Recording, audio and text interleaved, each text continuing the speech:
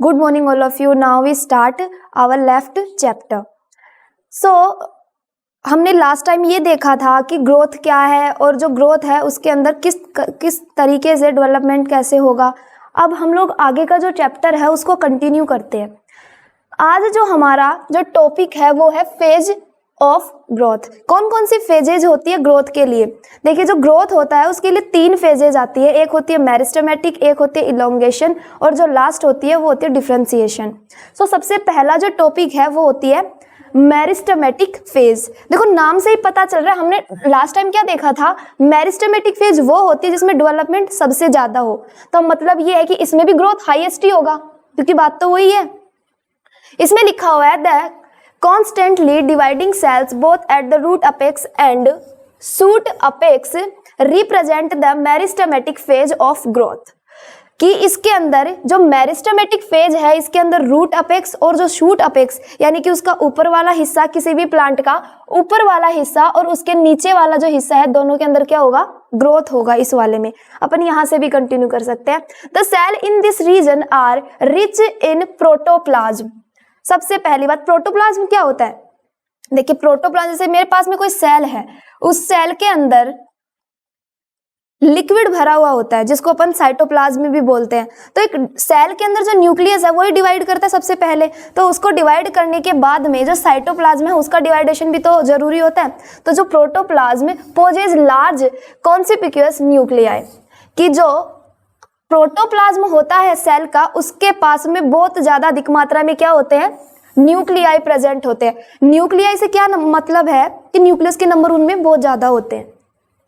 There cell wall are primarily in nature thin and cellulosic with abundant plasmodesmata connection. देखो, इनके अंदर जो ये अपने पास में जो ये प्रोटोप्लाज्म है, जो एक लेयर से कवर्ड होंगे, वो क्या होगी, बहुत ज्यादा थिन होगी। सेल वॉल क्या होगी, थिन होगी। और साथ में सेल्यूलोजिक का मीन्स होता है कि उस वो जो जिससे बनी हुई होगी, मेडअप होगी, वो कैसा होगा, सेल्यूलोज होगा। क्योंकि ये तो डिफरेंस है ना मैन, हम में और प्लांट के अंदर, क्योंकि वो सेल्यूलोज से मेडअप होते हैं और हम लोग, हमारी जो सेल मेम्ब्रेन है वही तो होगी अपने पास में, सेल मेम्ब्रेन प्रोटीन से बनी हुई होती है और इनके अंदर किससे होती है, सेल्यूलोज से बनी हुई होती है। Abundant plasmodesmata connection. प्लाज्मोडेस्माटा का जो कनेक्शन जो होता है वो क्या होता है, अबेंडेंट होता है। अबेंडेंट मीन्स अधिक मात्रा के अंदर, क्योंकि प्लाज्मोडेस्माटा की मदद से ही, जैसे मेरे पास में एक कंप्लीट न्यूक्लियस है, ये न्यूक्लियस क्या होगा, डिवाइडिंग या डिवाइड करना क्या करता है, स्टार्ट करता है। स्टार्ट करना भी, क्योंकि न्यूक्लियस जब डिवाइड करेगा तभी तो नई सेल्स बनेगी। तो इसलिए यहाँ पे जो प्लाज्मोडेस्माटा जो है उनके कनेक्शन भी क्या होते हैं, अबेंडेंट होते हैं, ताकि उनके कनेक्शन से वो इजिली एक दूसरे से क्या हो जाए, सेपरेट हो जाए। As the formation of new cells require biosynthetic activity, the respiration rate of the cell in this phase is high. देखो, कोई भी सेल है वो रेस्पिरेशन क्यों करती है, क्योंकि उसको चाहिए बाहर से O2 या CO2। हम लोगों के लिए O2, जबकि जो प्लांट है उनके अंदर CO2, ताकि वो अपना जो ग्लाइकोलाइसिस है उसको पूरा कर सके, क्रेब्स साइकिल को चला सके, ATP बना सके। अगर सेल ATP बनाएगी तो उससे ही तो उसका डिवाइडेशन होगा, क्योंकि ATP तो जरूरी होती है ना किसी भी सेल के डिवाइडेशन के लिए। तो यहाँ पे रेस्पिरेशन जो रेट होती है सेल की, वो क्या होती है, बहुत ज्यादा हाई, क्योंकि हाईली जब वो रेस्पिरेशन करेगी उसकी वजह से क्या होगा, उसके अंदर सेल डिवीजन भी बहुत जल्दी हो जाएगा। एक सेल 2 सेल में बहुत इजीली वो वहां पे डिवाइड हो जाएगी। अगली जो फेज आती है वो आती है इलोंगेशन। नाम से ही पता चल रहा है कि जैसे मेरे पास में एक सेल ये है और इस सेल की लेंथ जो है, या फिर अपन बोले कि ये लंबी हो रही है, तो इसका क्या हो रहा है, यहाँ पे इलोंगेशन हो रहा है। इसमें लिखा हुआ है the cells proximal to meristematic zone present the phase of elongation increase vacuolation. अपनी सेल्स है, बहुत सारी वैक्यूल्स पाई जाती है सेल्स के अंदर। वैक्यूल के अंदर क्या होता है, फ्लूइड भरा हुआ होता है, जो फूड को स्टोर करके या फिर एंजाइमेटिक एक्टिविटी करता है, डाइजेशन वगैरह का काम भी करता है। तो वो भी इसके अंदर क्या होता है, इंक्रीज होता है, हाई नंबर होता है इलोंगेशन के दौरान। Cell enlargement and new cell wall deposition are the characteristics of the cell in this phase. ये सबसे इंपॉर्टेंट है इस वाले इलोंगेशन के अंदर कि ये ऐसी फेज है जिस फेज के अंदर क्या होता है, सेल का इनलार्जमेंट होता है, सेल लार्ज हो जाती है। मेरे पास में इतनी सी सेल है और ये सेल कैसी हो जाएगी, लार्ज हो जाएगी। इनलार्जमेंट होता है इलोंगेशन की फेज के अंदर। सेल इनलार्जमेंट में अकर इन ऑल डायरेक्शन। सेल का जो इनलार्जमेंट है वो हर डायरेक्शन में होगा। देखो जब अपने पास में एक ट्री होता है, जब तुमने इतना सा ट्री लगाया, कुछ टाइम बाद में वो ट्री हाइट बढ़ा के इतना पतला ही रहता है क्या, नहीं रहता है ना। वो अपनी वेट में भी तो देखो, जैसे इतना पतला था तो उसकी जो मोटाई है वो भी क्या हो जाती है, बढ़ जाती है, साथ में उसकी जो हाइट है वो भी इंक्रीज हो जाती है। तो हर डायरेक्शन के अंदर क्या होगा, इसका ग्रोथ होगा। ऐसे भी ग्रोथ करेगा और इस तरीके से भी इनके अंदर क्या होगी, ग्रोथ होगी। जैसे एग्जांपल के लिए आइसोडायमेट्रिक पैरेनकाइमोटस सेल्स, ये सेल्स जो हैं, इन सेल्स के अंदर भी क्या होता है, आइसोडायमेट्रिक, इनके अंदर डिवीजन होता है। आइसोडायमेट्रिक मतलब एक तरीके से आइसो का मीन्स होता है सेम। हर सेल जो है ना इस पूरे के पूरे एक ब्रांच के अंदर, हर सेल क्या करेगी, अपना डिवीजन सेम इक्वली करेगी। 1 से 2, 2 से 4 बन जाएंगे, 4 से 8 हो जाएंगे। इक्वली इनके अंदर क्या होगा, सेल का डिवाइडेशन होगा। However in many part it take place proximately in the linear direction. और कुछ जगह ऐसी भी होती हैं जिनके अंदर जो डिवाइडेशन होता है ना सेल का, वो लीनियर होता है। लीनियर से मतलब है एक तो हर डायरेक्शन में हो, यानी इस तरीके से भी हो और इस तरीके से भी हो, और एक लीनियर ही हो कि हाइट इंक्रीज हो रही है, उसकी चौड़ाई में कोई फर्क ही नहीं पड़ रहा। तो इनके अंदर कुछ सेल्स ऐसी भी होती हैं या कुछ पार्ट ऐसे होते हैं जहां पे ओनली जो डिवाइडेशन होता है वो कैसा होता है, लीनियर होता है उनके अंदर। अब इसके अंदर जो इसकी थर्ड फेज है, थर्ड फेज कौन सी है, phase of differentiation of maturation. Differentiation मतलब एक मेरे पास में सेल है, जब ये लार्ज हो गई, इसके अंदर न्यूक्लियस जब डिवाइड हो गया, बचा ही क्या, उसको अलग अलग होना पड़ेगा, लास्ट यही तो आता है। तो डिफरेंशिएशन मतलब जो कंप्लीट ये लास्ट स्टेज होती है और इसके अंदर सेल कंप्लीटली एक दूसरे से अलग होकर एक नई सेल का फॉर्मेशन कर देते हैं। In this phase the enlargement cell develop into special or particular type of cell by undergo structural and physiological differentiation. The cell of this zone attain their maximal size and term of wall thickening and protoplasmic modification. कि ये वाली जो phase है इसके अंदर structural modification completely हो जाता है। मतलब कंप्लीट वो जो सेल है ना, जितनी उसको आकार लेना, जितनी आकृति लेनी है वो पूरी ले लेती है। इसके बाद में और जो डिवाइडेशन है ना इधर का, वो अपन को देखने को इसके अंदर नहीं मिलेगा। लास्ट स्टेज है ऐसे माने तो कि कोई सेल लास्ट इतनी साइज से और लास्ट इतनी हो सकती है, अब इससे ज्यादा नहीं बढ़ेगी। अब बस ये क्या बनाएगी, अपनी 2 सेल्स बनाएंगी, कह सकते हैं अपन इसके अंदर। देखो जैसे एक अपने पास में एक डायग्राम है, इसके अंदर जी ई और जी एफ और ई वाले रीजन है और एक है डी सी बी और ए। ये सारे के सारे इस वाले पार्ट के अंदर हैं। कुछ तो ऐसे हैं जो डिवाइडेशन कम कर रहे हैं। देखो जी एफ ई, क्या ये कम डिवाइड हो रहे हैं इन डी सी बी ए के कंपैरिजन में? कम डिवाइड हो रही है ना ये। तो अपन ने यही देखा है कि कुछ ऐसे जगह होती है जहां पे डिवाइडेशन मोस्ट होता है और कहीं पे थोड़ा उसमें कम हो जाता है। जैसे कि देखो ये बोला भी है यहाँ पे कि कुछ यहाँ पे देखो, एक तो इनलार्जमेंट वाला था, डिपोजिशन आर प्रेजेंट, और इसके अलावा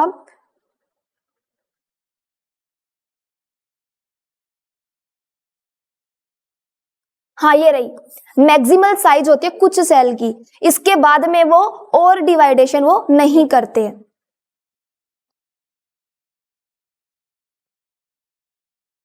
अब है ग्रोथ रेट क्या होती है। देखो ग्रोथ रेट जो है उसका मीनिंग ये होता है कि मेरे पास में कोई एक इतनी साइज का कोई प्लांट है, कुछ टाइम बाद में वो इतना लंबा हो गया, तो उसको कितना टाइम लगा, इतने से, यानी कि इतने से पेड़ से और इतना लंबा पेड़ बनने में उसको जो टाइम लगा था वो उसकी क्या हो जाती है, ग्रोथ रेट। कि कितनी मात्रा में बढ़ रहा है, एक टाइम में सेल कितना डिवाइड कर रही है, पर हावर उसके अंदर डिवाइडेशन कैसा हो रहा है, पर डे कैसा हो रहा है, वो उसकी क्या हो जाती है, growth rate. The increased growth per unit time is termed as growth rate. देखो ये लिखा हुआ है यहाँ, the increase growth rate per unit time, कि हर यूनिट के जो पर यूनिट है वो टाइम के अकॉर्डिंग कैसे उसके अंदर डिवाइडेशन हो रहा है यहाँ पे, उसको किस नाम से जानेंगे अपन, ग्रोथ रेट के नाम से जानेंगे। दस rate of the growth can be express mathematically, देखो ये जो ग्रोथ होती है ना उसको अपन लोग मैथमेटिकली भी बता सकते हैं कि ग्रोथ, जैसे अपन ने वहां देखा था ना लास्ट टाइम की उसके ड्राई वेट को, उसके सेल डिवीजन को देख के, वैसे ही मैथमेटिकली भी पता कर सकते हैं कि जो सेल है उसके अंदर ग्रोथ जो है वो कितनी हो रही है, एक टाइम में कितनी हो रही है, पर डे उसने कितनी ग्रोथ की है। An organism or a part of the organism can produce more cell in a variety of way, the growth rate show an increase that may be arithmetic और geometric। दो तरीके से growth को अपन माप सकते हैं मैथमेटिकल तरीके से, एक तो हो सकता है अर्थमेटिकल और एक होता है जियोमेट्रिकल। अर्थमेटिकल जैसे मेरे पास में एक सेल है, उसने 2 सेल बनाई, 2 से वो 4 सेल बना रही है, तो ये तो हो जाता है अर्थमेट्रिकल। और जो जियोमेट्रिकल जो आता है वो अपन देखेंगे जब अपन इसके अंदर आगे कंटिन्यू करेंगे। इन अर्थमेटिकल ग्रोथ की जो अर्थमेटिकल ग्रोथ है उसमें क्या होता है, following the meiotic cell division only one daughter cell continue to divide well the other differentiation and matures. इसके अंदर क्या होता है, ये एक तरीके की मदर सेल है, इससे क्या मिली, इसको 2 डॉटर सेल मिली। देखो जैसे एक ये सेल है, इस सेल से 2 सेल बनी, तो ये इस सेल की क्या हो गई, डॉटर सेल। लेकिन अपन दूसरे तरीके से देखें तो ये डॉटर सेल ही तो डिवाइड हुई है, सॉरी मदर सेल ही तो डिवाइड हुई है, इसने क्या बना ली अपनी डॉटर सेल। तो ये डॉटर सेल बाद में फिर से डिवाइडेशन कर रही है और ये भी अपनी डॉटर सेल बना रही है। एक डॉटर सेल से फिर आगे की तरफ कंटिन्यू वो अपनी डॉटर सेल बना रही है और दूसरी वो जो डॉटर सेल थी वो अपनी डॉटर सेल बना रही है। तो इस तरीके से जो हम हैं वो देख सकते हैं कि अर्थमेटिकली जो ग्रोथ है वो होती है। अदर डिफरेंशिएट एंड मैच्योर, और उसके बाद में वो ग्रोथ डॉटर सेल डिवाइड करेंगी, डिवाइड करने के बाद में वो क्या हो जाती है, मैच्योर हो जाती है। The simplest expression of arithmetical growth is exemplified by a root elongation at a constant rate or plotting the length of the organ against time linear curve is obtained in mathematically it is expressed as L1 L0 और RT। देखो इसको देखते हैं, ये वाला एक curve है मेरे पास में, ये इस कर्व में देखो नीचे की तरफ मैंने क्या लिया, टाइम, और इस तरफ जो है वो पॉपुलेशन की साइज ले ली। तुम्हारे इस बुक में पॉपुलेशन साइज के अलावा भी और भी कुछ दिया हुआ है, शायद साइज और वेट ऑफ ऑर्गन भी लिख सकते हैं अपन, साइज हो सकती है और वेट ऑफ ऑर्गन, ये भी अपन ले सकते हैं यहाँ पे। देखो लैग फेज एक ऐसी फेज होती है जिसमें डिफरेंशिएशन होना स्टार्ट होता है। तुम्हारे पास में एक 3 ट्री है, उन 3 ट्री से तुम्हें जो फ्रूट मिलेंगे वो मानो कि तुम्हें मिल रहे हैं 500 फ्रूट मिल रहे हैं, और वही 500 फ्रूट आगे जाके जब उनके बीज को लगाया जाए तो 3 ट्री से कितने बन गए, बहुत सारे बन सकते हैं। तो मानो अपने पास में 1 लाख हो गए। तो अब ये बोल सकते हैं ना अपन, शुरुआत में ये स्लो थी रेट, लेकिन टाइम के हिसाब से क्या हो गई, ये फास्ट हो गई। जैसे टाइम, ये देखो स्टार्टिंग के टाइम के अंदर जो ये लेग फेज चल रही है, लेग फेज ऐसी फेज होती है जो कि स्टार्टिंग में होती है और इसमें स्लोएस्ट डिवीजन होता है सेल का, लेकिन धीरे धीरे देखना कम टाइम पे ये सेल कैसे डिवाइड करना, मोर डिवाइडेशन हो रहा है ना, और इनकी ग्रोथ देखो कितनी ज्यादा हो गई थोड़े से टाइम के अंदर ही, और इतने टाइम तक जाते जाते तो बेचारी बिल्कुल कम कम ग्रोथ कर रही थी। देखो यहाँ मिला के देखो इसको, कितना डिफरेंस आया ना इसमें, थोड़े से आगे जाके टाइम तो इतना कम और ग्रोथ देखो कितनी ज्यादा देखने को मिल रही है। तो ये फेज जब स्टार्ट होता है इसको कहेंगे अपन लैग फेज, और जैसे डिवाइडेशन मोर हो जाता है, अचानक से वो इंक्रीज हो जाता है, उसको कहेंगे लॉग फेज। ठीक है। जैसे एक बैक्टीरिया है, बैक्टीरिया को अपन दो चीजें देख तो ग्लूकोज दे दें या फिर फ्रक्टोज दे दे, तो वो क्या करेगा स्टार्टिंग के अंदर उस फ्रक्टोज को ग्लूकोज को यूटिलाइज करना स्टार्ट करेगा क्योंकि उसको सीधा खाना मिल रहा है उसका।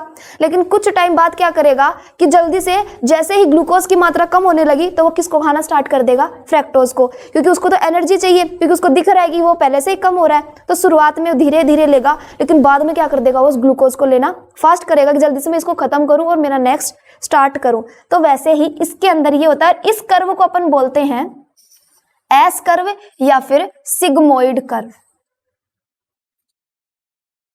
लेकिन कुछ टाइम बाद में जब पाइरुवेट या फिर फ्रक्टोज और ग्लूकोज अपन ने लिया, उस बैक्टीरिया के लिए खत्म हो जाएगा ना। खत्म होने के बाद क्या अपना खाना और कहीं से ले सकता है? वो नहीं ले सकता। तो इस टाइम पे वो जो फेज है वो कैसी आ जाएगी, कांस्टेंट हो जाएगी। इस फेज को अपन कहते हैं स्टेशनरी फेज, यानी कि अब ना ही तो वो ले सकता है और ना ही दे सकता है। जैसे एक प्लांट है, स्टार्टिंग में ग्रोथ कर रहा है और अचानक से उसकी ग्रोथ क्या हो गई, बहुत फास्ट हो गई। लेकिन फास्ट होने के बाद में एक टाइम ऐसा आएगा कि उसकी ग्रोथ क्या हो जाएगी, बिल्कुल स्टेशनरी कांस्टेंट हो जाएगी। उसके बाद में वो ग्रोथ करना क्या कर देगा, बंद कर देगा। ऐसे ही अपनी सेल्स के लिए भी लागू होता है। हमारी सेल डिवाइड करेंगी, धीरे धीरे करेंगी। जब ओल्ड हो जाएंगी क्या सेल डिवाइड करना स्टार्ट करेंगी? नहीं करेंगी, क्योंकि ओल्ड होने के बाद में उनकी जो कैपेसिटी होती है डिवाइडेशन की वो क्या हो जाती है, कम हो जाती है।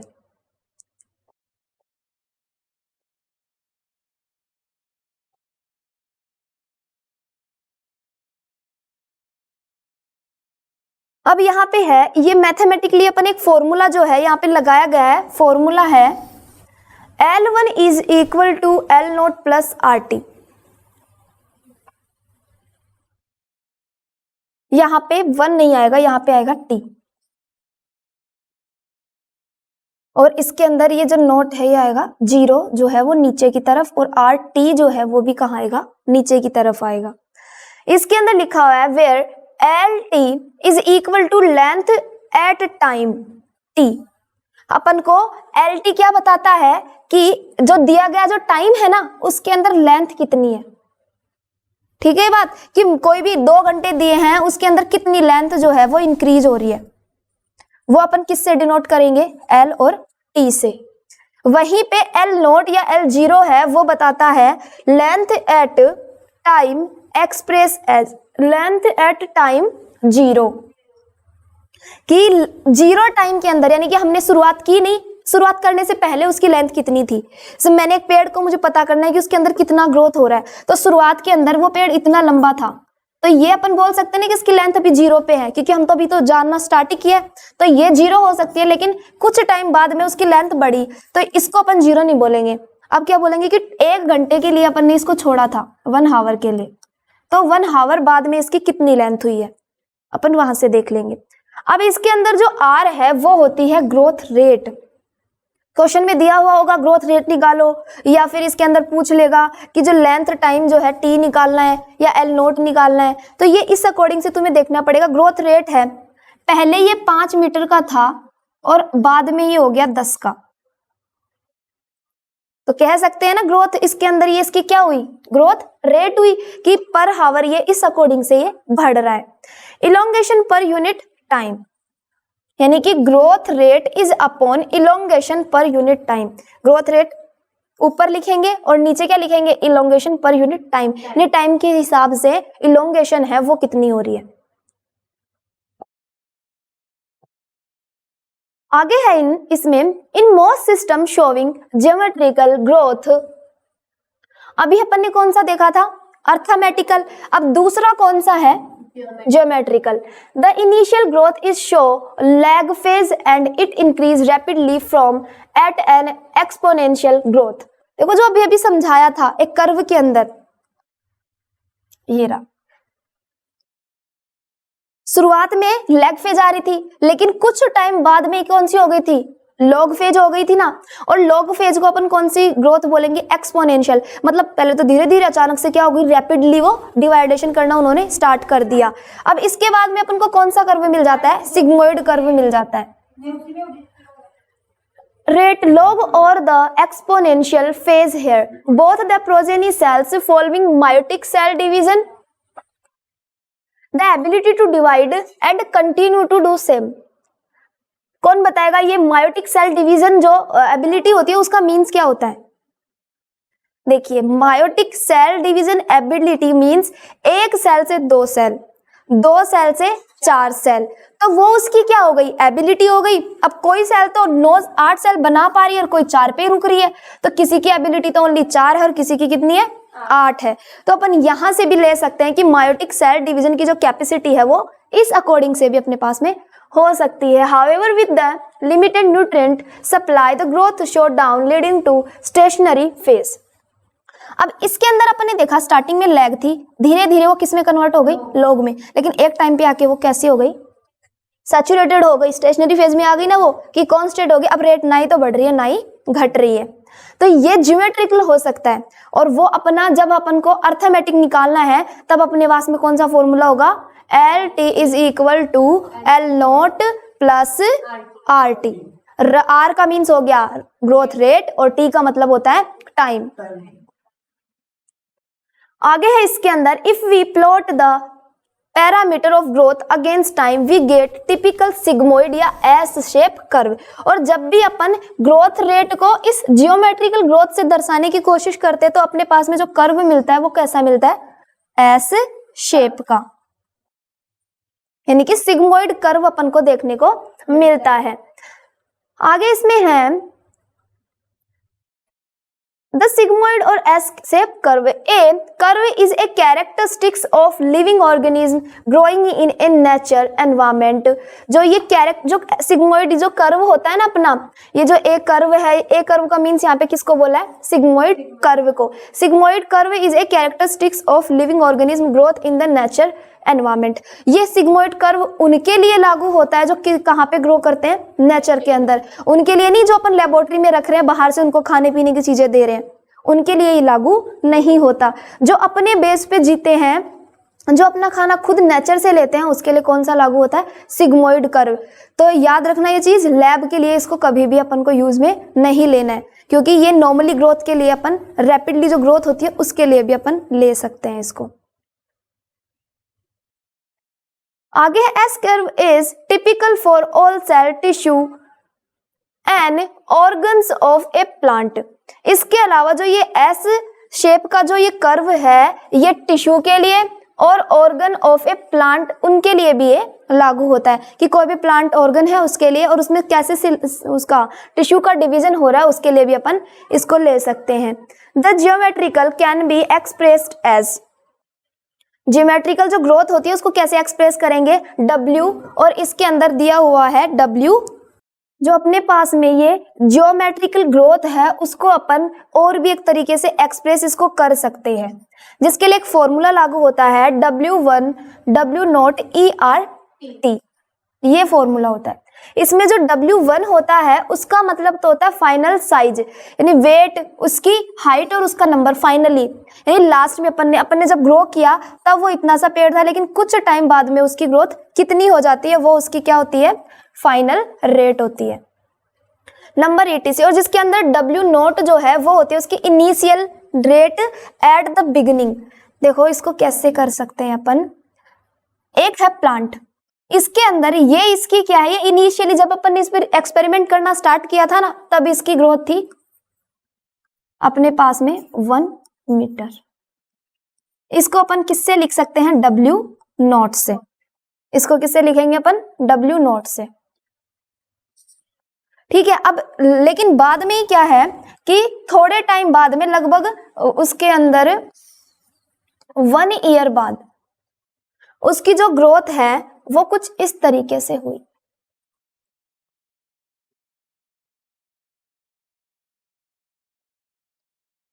अभी इसकी जो हाइट है ना वो लगभग हो गई अपने पास में 50 मीटर हो गई इसके अंदर। तो इसको अपन डिनोट करेंगे W0 से और इसको किससे लिखेंगे? W1 से, क्योंकि ये फाइनल है। इसके बाद भी मानो ये पेड़ अब ग्रोथ कर ही नहीं सकता, बस इतना ही रहेगा ये। जब अपन ने शुरुआत में इसको देखा था तब थी इसकी W0 इसकी, और अब बाद में जब ये फाइनल इसकी रेट आई वो कितनी हो गई? W1 हो गई। और इसके अलावा जो R है वो किसको डिनोट करता है यहाँ पे ERT के अंदर जो ये R है वो करता है इसकी रेट की, नहीं ग्रोथ की रेट जो है वो किस अकॉर्डिंग है वो करता है R, और जो T है वो करता है डिनोट टाइम ऑफ ग्रोथ। इसके अंदर जो टाइम लगा ना ग्रोथ के लिए कि 1 साल लगा और 2 साल लगे, जैसे अपन ने अभी भी देखा था, इसके लिए कितना ईयर लगा 1 ईयर लगा, तो ये इसका क्या हो गया T हो गया, यानी कि टाइम जो ERT का जो टाइम था वो इतना लगा है इसके अंदर।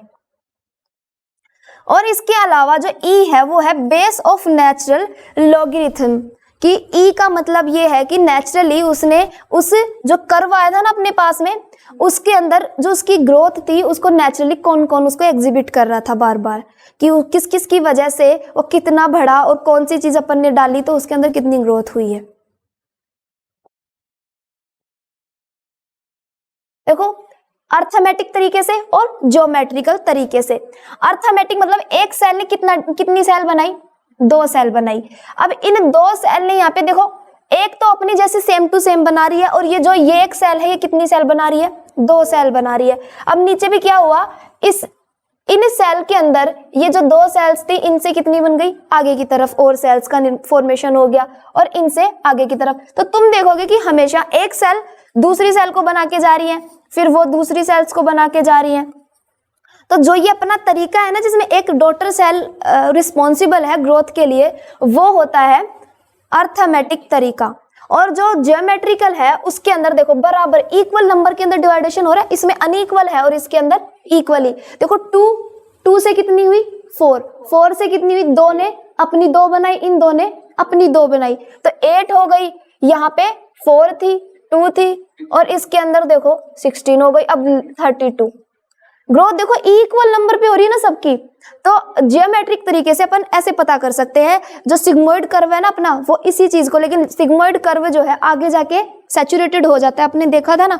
तो एक टाइम ऐसा आएगा जिसमें 32 सेल्स से आगे डिवाइडेशन होगा ही नहीं, उसके बाद में वो कैसा हो जाएगा 32 मतलब एक सैचुरेशन की स्टेज आ जाएगी, ये वाली stage,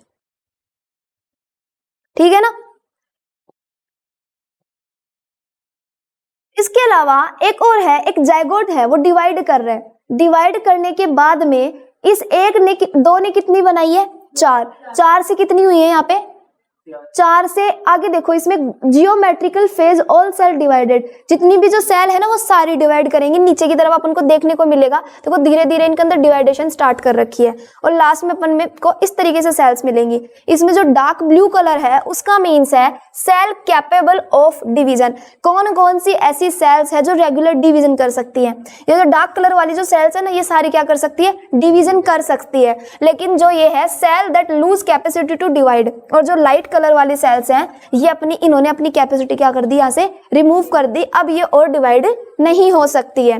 arithmetic phase these cells divide, जब अर्थमेटिक फेज आती है तो जो ब्लू वाली जो सेल्स है ओनली यही डिवाइड कर रही है। यहाँ पे जो नीचे जो लाइट ब्लू कलर के अंदर जो सेल्स दी हुई है उनमें डिवाइडेशन नहीं हो रही, सेल डू नॉट डिवाइड, जो अपन ने यहाँ पे देखा था, ठीक है।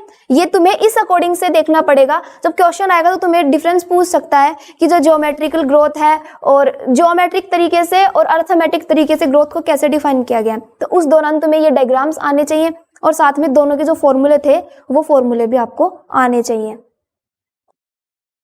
आगे इसमें दिया हुआ है here R is the relative growth rate and is also the measure of the ability of plant to produce new plant material referred to as efficient index।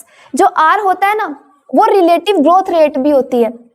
Relative growth rate का मतलब ये होता है कि ये प्लांट है, इस plant के थोड़े टाइम बाद में इसकी पत्ती ने इतनी साइज ले ली, तो जो इनिशियली है ना ये रिलेटेड रहेगा किसी ना किसी चीज से, तो ये तो टोटल इसकी कंप्लीट ग्रोथ है।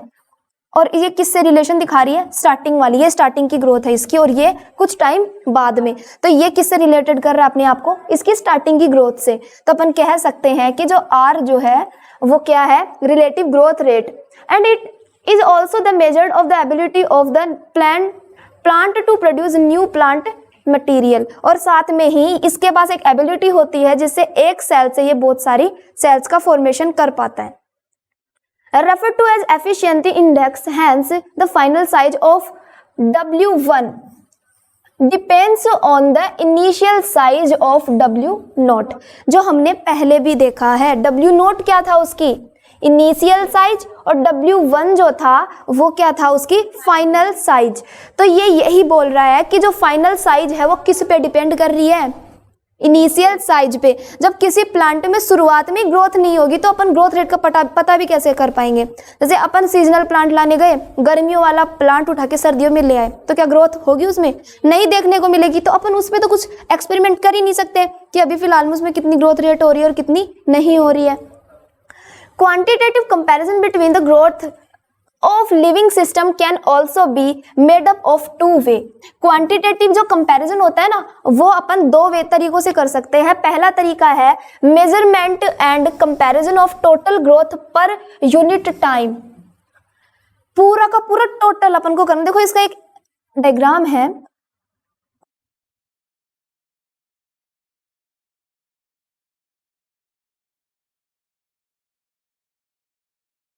चलो बना के देखते हैं वो डायग्राम कैसे है। मेरे पास में एक ये लीफ है, इस लीफ की स्टार्टिंग के अंदर ये लीफ की जो साइज थी वो कितनी थी 5 सेंटीमीटर। लेकिन कुछ टाइम के बाद में तुम देखोगे कि उसकी साइज कितनी हो रही है 10 सेंटीमीटर स्क्वायर। तो इसकी स्टार्टिंग की जो ग्रोथ है वो कितनी थी 5 और बाद में हो गई 10। तो कितने का डिफरेंस आया इनके अंदर 5 सेंटीमीटर का आया। और ये अपने को क्या बोलना चाह रहा है यहाँ पे, measurement and comparison of total growth. Total growth देखनी है ना तो हम क्या कह सकते हैं 5 से उसमें कितनी की ग्रोथ हुई 5 से 10, लेकिन इसमें टोटल ग्रोथ 5 की तो ही बीच का अपन निकालते हैं ना 5 to 10।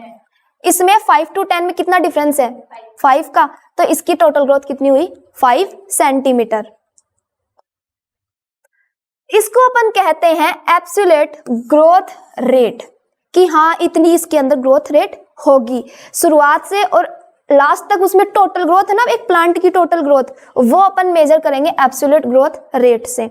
वहीं पे दूसरा आता है the growth of the given system per unit time express on the common basis. Example per unit initial parameter is called relative growth rate. इसको अपन ऐसे कह सकते हैं, मेरे पास में एक लीफ है, उस लीफ के अंदर शुरुआत में उसकी साइज थी 50 सेंटीमीटर स्क्वायर, लेकिन कुछ टाइम बाद में उसकी जो कंप्लीट जो साइज है वो कितनी हो गई 55 सेंटीमीटर स्क्वायर। इनिशियली कितनी थी 50, लेकिन कुछ टाइम बाद कितनी हो गई 55। तो कितने का डिफरेंस आया वही 5 सेंटीमीटर का आया। लेकिन हमने इसको रिलेट किया कि नहीं किया, इसको रिलेट किया ना इनिशियल रेट से। तो यही होता है रिलेटिव वाला। रिलेटिव वाले में हमें कोई ना कोई चीज ऐसी लेनी पड़ती है प्लांट की जिससे हम उसका कंपैरिजन करवा सके। तो यहाँ पे हमने इनिशियल और जो उसकी फाइनल थी उसका कंपैरिजन यहाँ पे करवाया है। तो तुम ऐसे इन दोनों को डिफरेंस कर सकते हो।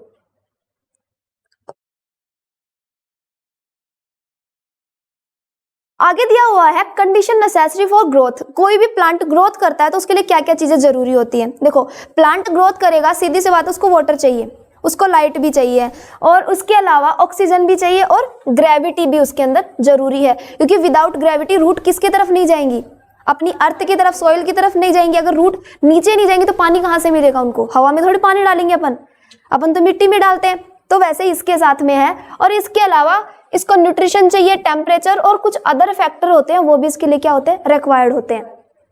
जैसे न्यूट्रिशन के अंदर देखें, nutrients act as raw material for synthesis of protoplasm as well as source of energy.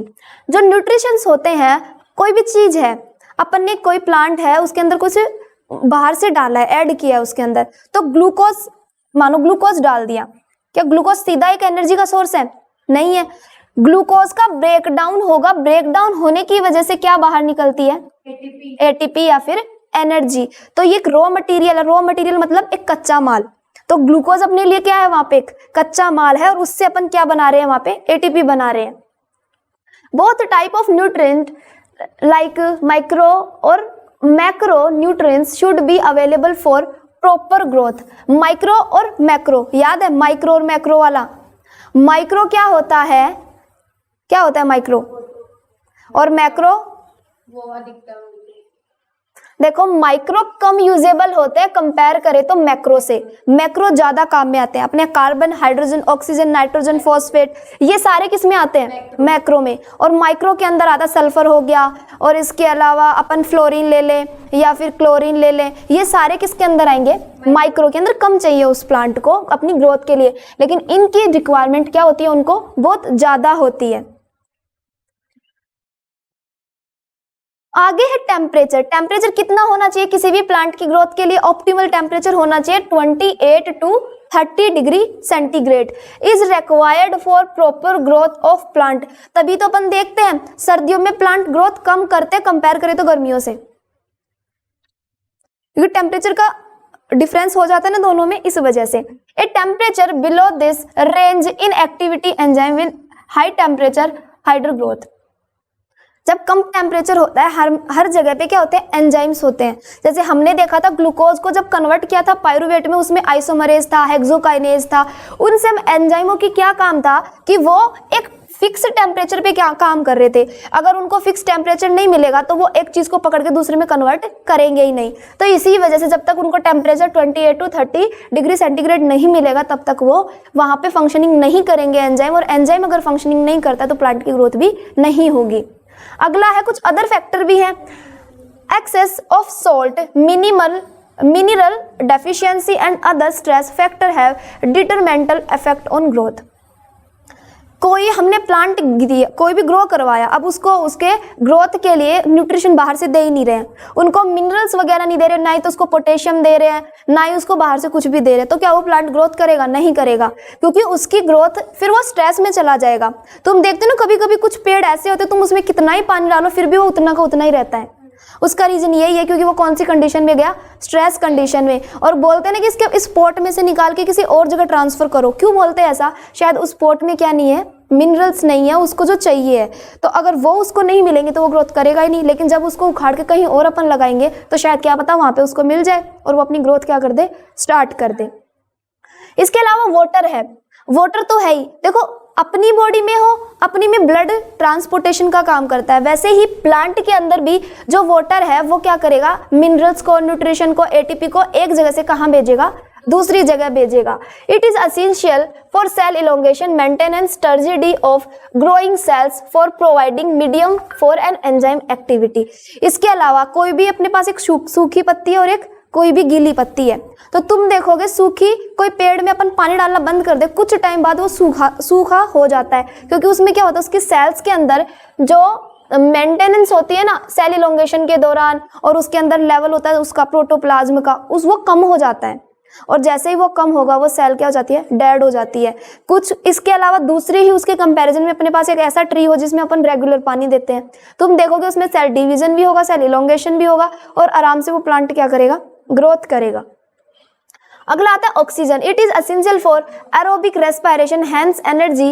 Light is the essential for tissue differentiation, synthesis, photosynthesis और फोटो पीरियोडिज्म। देखो इसमें दो चीजें आ गई, एक तो इसने लाइट भी बताई है और ऑक्सीजन भी बताई है। और तो लाइट के अंदर क्या बोला है कि ऑक्सीजन के लिए बोला है एरोबिक रेस्पिरेशन जो है उसके लिए किसकी जरूरत पड़ती है?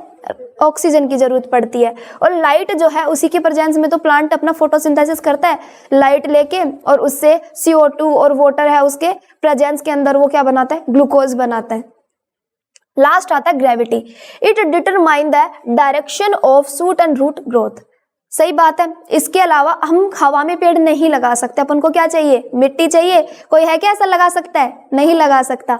तो प्लांट को ग्रो करने के लिए हमें किसकी रिक्वायरमेंट होती है? सॉइल की। और सॉइल की वजह से ही एक ग्रेविटेशनल फोर्स वहां पे काम करता है, जिसकी वजह से सूट वाला हिस्सा ऊपर की तरफ और रूट वाला कहाँ जाता है? नीचे की तरफ जाता है। और यही इसके अलावा आगे का जो चैप्टर है हम लोग कंटिन्यू करेंगे अपने पार्ट 3 में। Thank you so much.